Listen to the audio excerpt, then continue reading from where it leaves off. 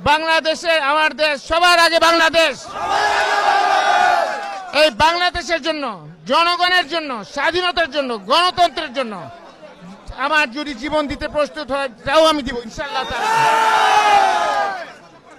আমাদের নেত্রী বেগম খালেদা জিয়া, উনার এই বয়সে উনি কারাবরণ করেছেন, অসুস্থ হয়েছেন। উনাকে মারার জন্য বিভিন্ন রকম ভাবে চিকিৎসা না দিয়ে, ভুল চিকিৎসা দিয়ে ব্যবস্থা করছে। সেখান থেকে আল্লাহ পাক রক্ষা করছেন।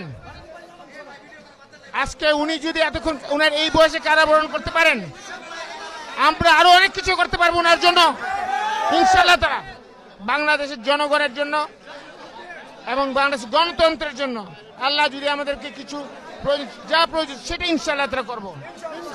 ভালো থাকবেন। আপনারা অনেক কষ্ট করে আসছেন বিভিন্ন খান থেকে। আপনাদের কাছে আমার আকুল ভাবে আমার অভিনন্দন এবং দোয়া রইল, এবং আপনাদের কৃতজ্ঞতা প্রকাশ করছি আপনারা যে আজকে আসছেন। আপনারা আমার জন্য দোয়া করবেন, আপনাদের জন্য আমি দোয়া করছি, এবং পরিশেষে আপনারা কষ্ট করছেন, আপনাদেরকে ধন্যবাদ জানাই, সালাম জানাই।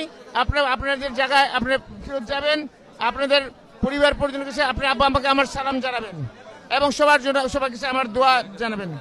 আর মিডিয়ারা যারা আসছেন বিভিন্ন খান থেকে কষ্ট করছেন সারাদিন ভরা, সবার কাছে আমি আমার কৃতজ্ঞতা বোধ এবং ধন্যবাদ জ্ঞাপন করছি। আল্লাহ হাফেজ। বাংলাদেশ জিন্দাবাদ, বাংলাদেশ জাতীয়তাবাদী দল জিন্দাবাদ।